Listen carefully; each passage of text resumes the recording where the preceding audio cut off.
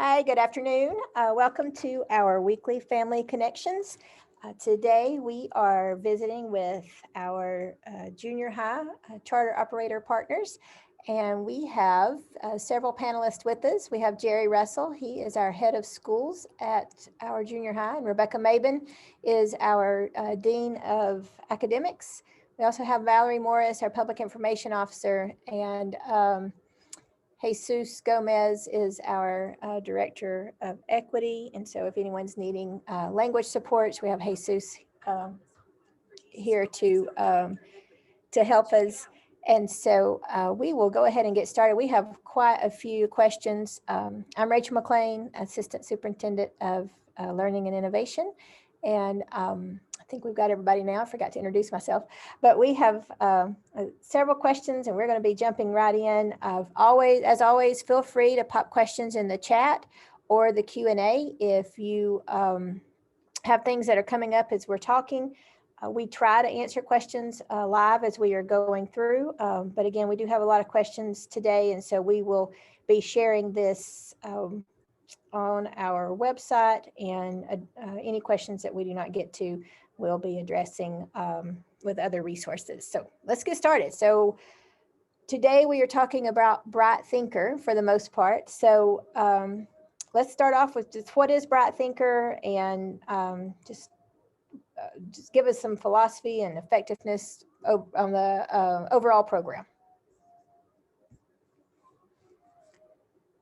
You're on mute. It's my favorite saying during COVID. It might be today. I knew it would at some point. So BrightThinker is an online curriculum, and that's just what it is. I mean, it's a curriculum that's online based. It's the things that are aligned to the TEKS. It's appropriate to each grade level. It's not ahead or behind each grade level. It is directly aligned to the TEKS for that child's grade level and that subject. And what it does is it's not self-paced. Every teacher has a pacing guide. And so it tells the student, how many lessons need to be completed each day in order to finish all of the curriculum. But students do have the option to progress ahead, as well as they have options. We'll talk about it here in a little bit on how to go back and correct things for full credit. All right, so let's talk about if a student's running behind in BrightThinker, what are some options for them to get caught up, and how can parents support that? Okay, so I think it's important when we talk about BrightThinker to think of it as a continuum of learning. And so when we think about it from that standpoint, let me give you an example, and I'll use my oldest son's name so that and we'll pretend that he's in the junior high. So Rylan is my oldest son. And let's say that he is in 6th grade and he fails the first 6 weeks worth of math in BrightThinker. He can go back at any point until the end of the school year and correct every assignment that he failed for a passing grade.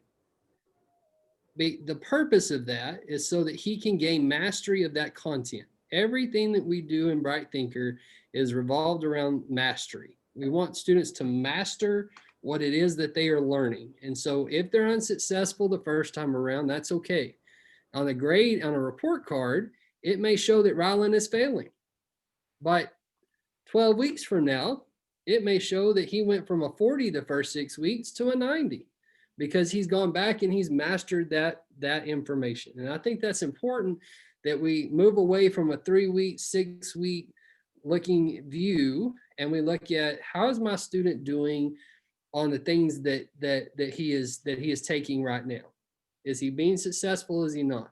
If he's not being successful and he goes back and he is successful, then that's what we want. We want him to master that curriculum. And so I think as we move forward, that's the best way to look at how does a kid, how do they determine passing and failing?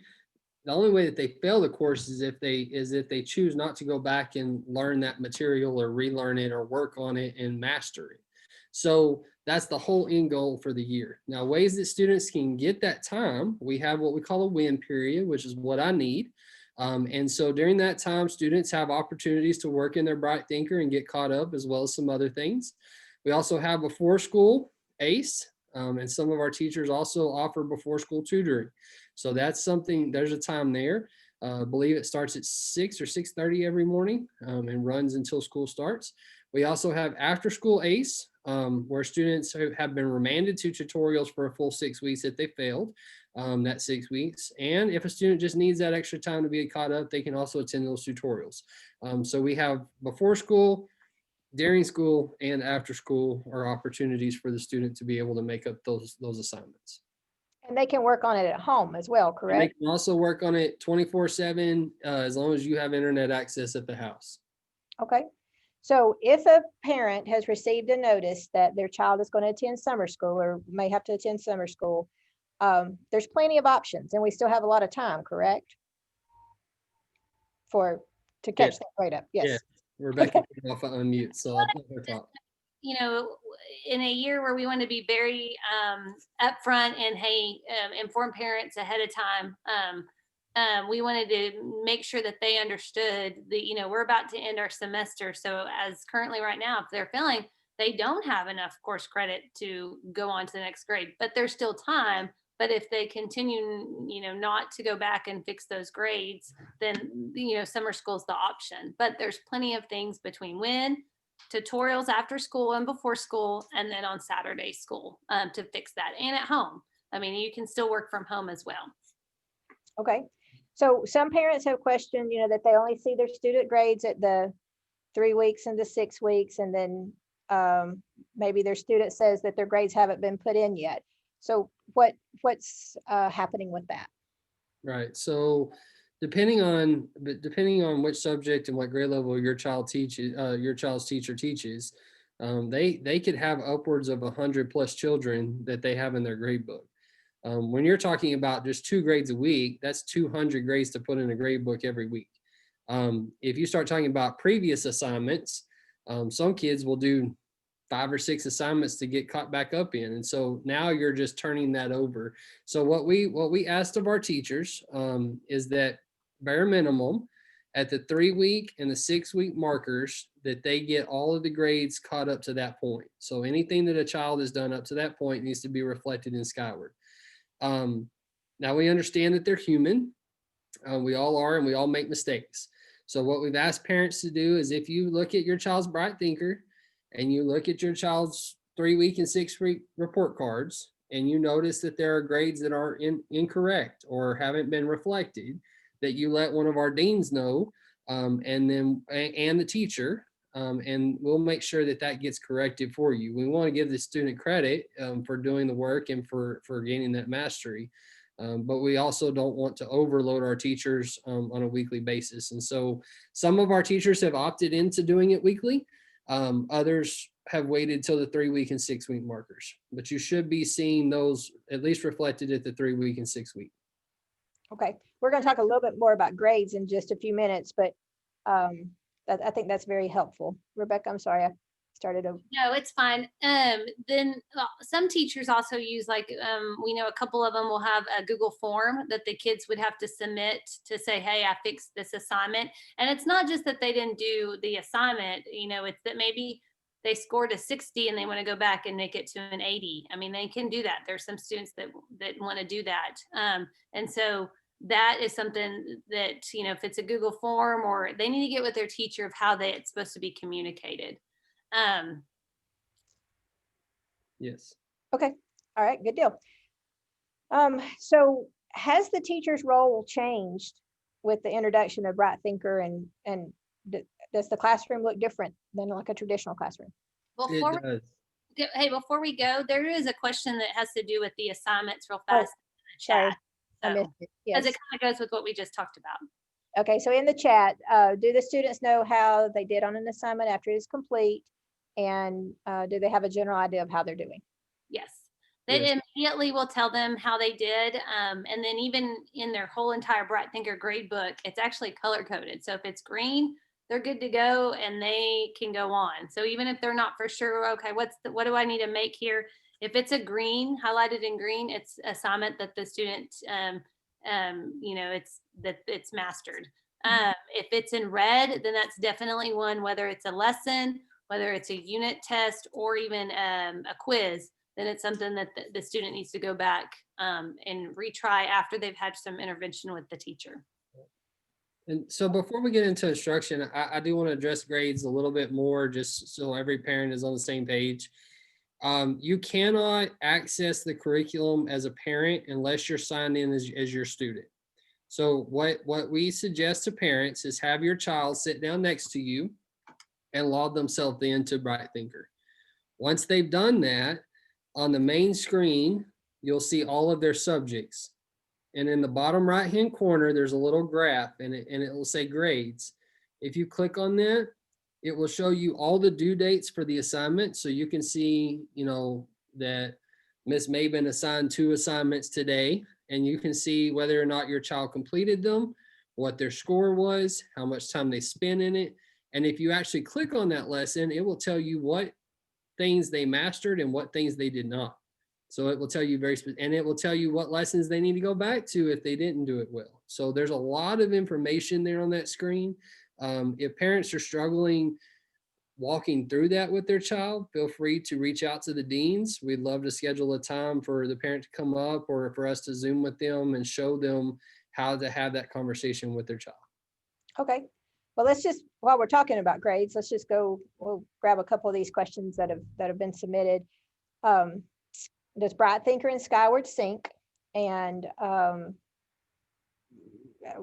in the same conversation, like what % of the grades are based on the different types of assignments in BrightThinker? Right.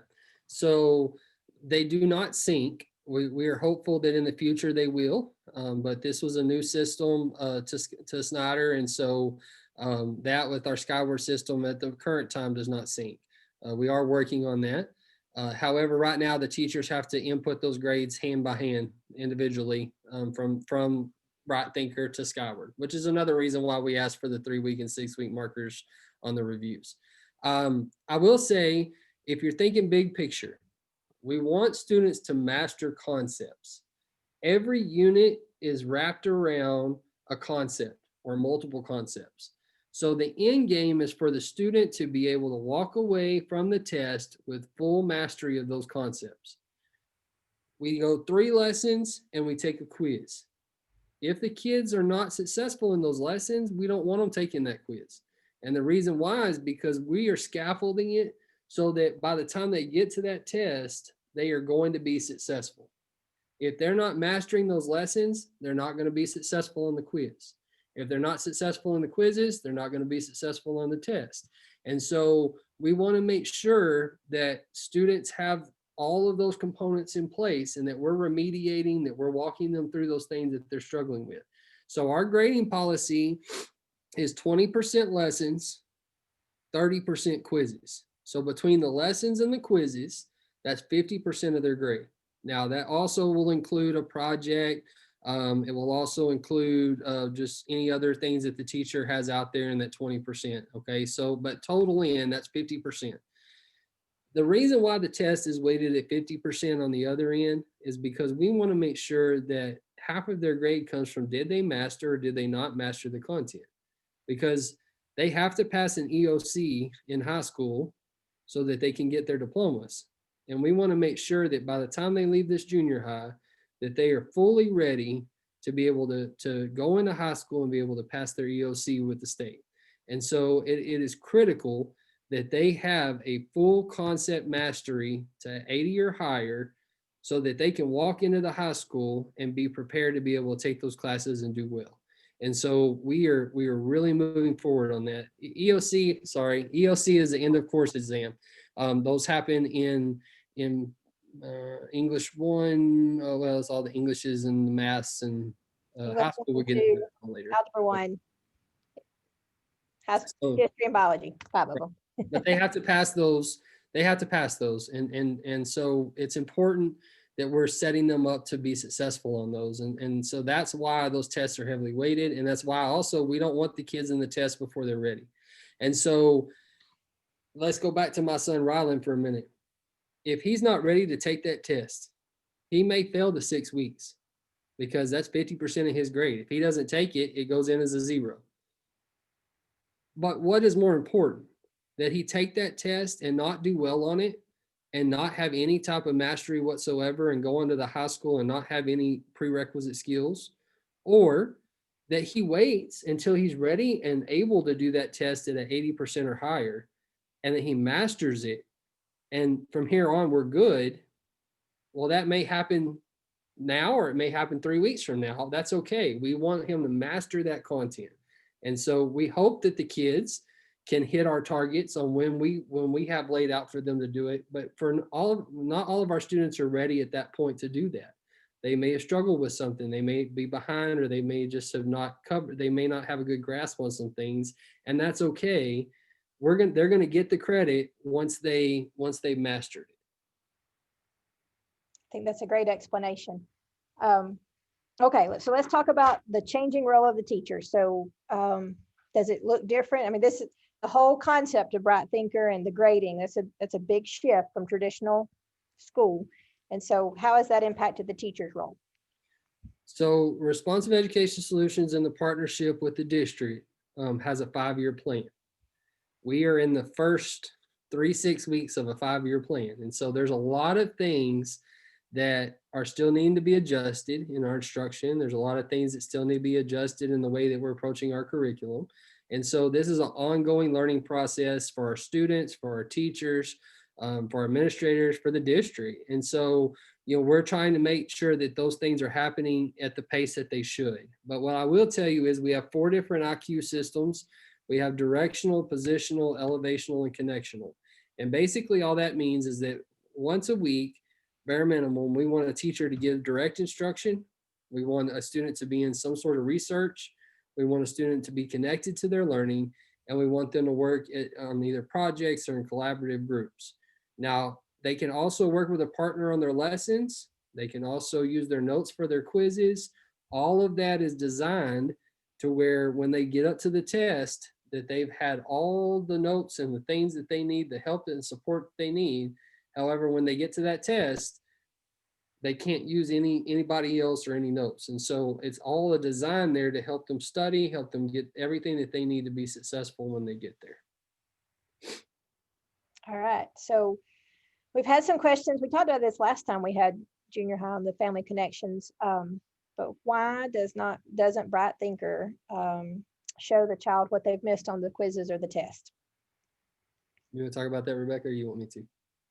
I can talk about it. So it does, it's kind of a twofold. One, we only have a certain number of questions that we, from our tests, from the test. So it's not like there's a certain test bank that it will generate new questions and we can ask that in a different way. I mean, those questions are the ones we have. And so, because the student has a couple of times to take the unit test, we don't have a test bank to pull from, to pull a different question in to try to ask that in a different way. And so again, going back to what Mr. Russell said, it's not about, hey, I passed that test, I go on. It's about, do they know that content to master it? So as a teacher, when the student misses that unit test, or they miss a question on that unit test, they see that.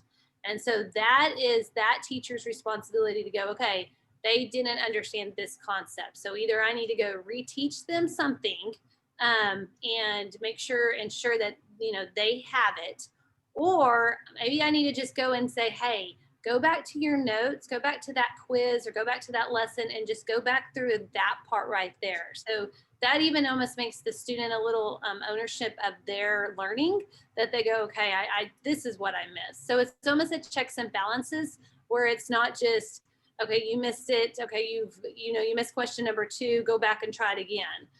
It's really trying to master that objectory, the mastery part of the unit. Yeah, and I'd like to address Valerie's question on here. There was a question about how are students who have not achieved mastery being supported at the same level as the ones who have. Those students who achieve mastery will continue to move forward in the curriculum. At the pace, if they're moving at the pace of the teacher, then that teacher will continue to move forward through the curriculum. We do have opportunities to do reteaches, both during the period, also during WIM period, also during tutorials, those other times as well. But and we are working with our staff on giving them more ideas and more on how to create more time in the classroom, how to structure the classroom differently to give them more opportunities to do some of that. But again, this is part of that 5-year process of how do we grow our teachers to have some of those things there that they can help support our students. And it says, as the students move forward, is there a time when they go back and refresh on the material? So as they move forward, each teacher is approaching that a little differently. We do have some questions that we are cycling back in the curriculum. It does pull in some questions from previous times. We'll also have a review period prior to STAR. We'll also have some other things there. But I do think if a kid's ahead of the group, they are self-pacing at that point. They're working at their pace. Now the teachers will intervene. I watched a teacher today. She got the rest of the class started on their project, and then she worked with the students who were ahead. So those students had some questions about that lesson, and so the teacher was walking them through some of those components that they didn't understand. So they still have those types of supports as well. So if they are moving forward, they do have supports in the room. As far as current curriculum, it is cyclical to some degree. So some questions will continue to pop back up, especially highly tested areas, readiness standards, those sort of things will pop back up as well. So we haven't really talked much about the acceleration in this family connection. So how does a student, or what are the options there about a student accelerating, and how do they show mastery to be able to move forward? So they can begin starting in 6th grade. They can do it in 6th, 7th, or 8th grade at any point. So they can choose any subject. Some students have chosen to do it in one subject. Some are choosing it in multiple subjects. Basically, though, what they have decided, or that they and their parents have decided, is that they want to, they're good. We'll use my son Rylan again. So Rylan's good in math. If I want Rylan to move forward in math only, I can do that. And all that I have to do is Rylan has to score 70 or higher on his lessons and quizzes, 80 or higher on his tests. He has to do the same steps as everybody else, but he may want to do it at home and in the weekends and move forward a lot faster than the rest of the class. And that's fine. Once he's completed all of the units of study, we have a short test that they take at the end just to be able to tell us that we feel good about where they're at. It also incorporates next grade level stuff. It incorporates this grade level stuff. So it's got a lot of questions on it. And then based on how they do on that, we meet with the parent and the child, and we promote them in that class to the next grade levels math. So if he's a 6th grader and he finished right now, he can move into 7th grade math. He finished the 7th grade math this year, he could be in 8th grade math next year. So and that cycle can continue all the way through in the high school. So we have 8th grade students right now already going to be enrolled in high school courses because they finished the 8th grade curriculum, and that's fine with us, and it's fine with the high school as well. So we're finding a way to bridge that gap. So the question that says, is there a point where the teacher feels that a student should stop moving forward and work on a certain area a little longer? I mean, if they feel like they're not, like Mr. Russell said, if they're not making 70s on lessons or 80s on quizzes, and they feel like there's a need, they're going to stop them and say, okay, let's go back and maybe, I need to reteach you on this. Even though you're 4 units ahead of where I am with the current class, the teacher can still stop and go, okay, I need to reteach you some of these skills real fast to get you to go on. Yeah, and we have a non-negotiable here on our campus, which is you cannot prohibit a student from moving forward. That has a caveat which says we can slow you down in the event that you're not being successful. So if a child is not being successful, or you've already completed that lesson, but I really feel like you need to be a part of this one activity so that you really understand it, or we go back and we're reviewing it, and I just feel like you could benefit from it. We can hit pause for a minute, for 15 or 20 minutes, and you do this activity, and then you go back into whatever it is you're working on. So it's not a free reign, I'll work at my own pace all the time. But we do try to allow them to move as fast as they can while getting the correct information and being successful in it. I think that next question, for students who are moving ahead, what is the expectation for them while the teacher is still on another concept? So that kind of aligns with what you're saying. Yes. And it can't, that one varies because just because BrightThinker has taught that kid a concept, there may be something that the teacher needs to, in order to go back to what Mr. Russell talked about, those IQ learning systems, there might be a research or a project that allows that learning that that student did in BrightThinker to expand on it. So to take it and do a project with it. So they still may have to, do a project on something, or because you want to see okay, do they really understand in that mastery of that concept, even though they might be a couple lessons ahead. It expands the learning. They still have to have that opportunity to expand that learning that they're doing. Okay. So if these kind of go, I guess, hand in hand, if a child's ahead of in class, they hit a wall, do they just pause there and wait for the class to catch up, or would the teacher work with that child individually so they can continue? So it depends. Okay. The teacher does have some options. So let's say that I struggle with lesson 1, but lesson 2, I feel good about. The teacher can just hit pause on lesson 1 and move them on into lesson 2 and continue until they have time to work with them on lesson 1. But there's also those opportunities where I was telling you about the teacher earlier that said, hang tight, let me get everybody else started. And then I'm gonna come over here and fill you in on the things that you need to know because you have questions about this. For a lot of those students that are progressing forward, they do have a pretty good concept of material. They have a pretty good basic underlying set there, and so skill set, and so they do have some things to pull off of, but they do have questions that come up. Some teachers will ask them to submit them in a certain way, and then they'll have times throughout the period where they'll check in with them and say, let's do this, or they may have a certain activity that they want those students to do specifically. So it kind of based on the subject, based on the teacher, based on the type of question that they have, if it's going to require a 30-minute teach or if it's going to require a 2-minute teach, that will definitely gauge that progress of that day. Okay. It's also a little different in the mindset of as a shift of secondary education to where everything's whole, everyone's on the same page and I'm lecturing, and then I give you your thing to do independent. It's really more of a 10-minute teach, and then I'm going to have some stations where I've got different things going on. But when it's your BrightThinker time, these students over here working, these 4 students over here working, might all be working on different BrightThinker lessons, right, whether it's the current lesson or ahead. We try not to let them go back. They can do that during tutorials and when, but here's the current. But if I've already done the current, I'm actually working during this time ahead. Okay. And so a parent asked if a student is ahead by several units but have not taken any unit exams, they're worried that they're going to forget the material when it's time to take those exams.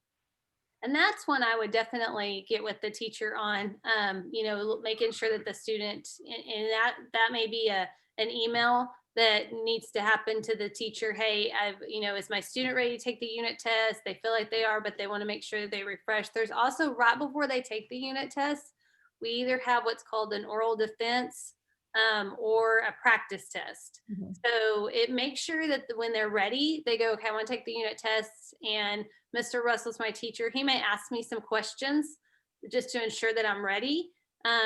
Because like I said, to go back to that, we're not going to let a kid take a test that's not ready.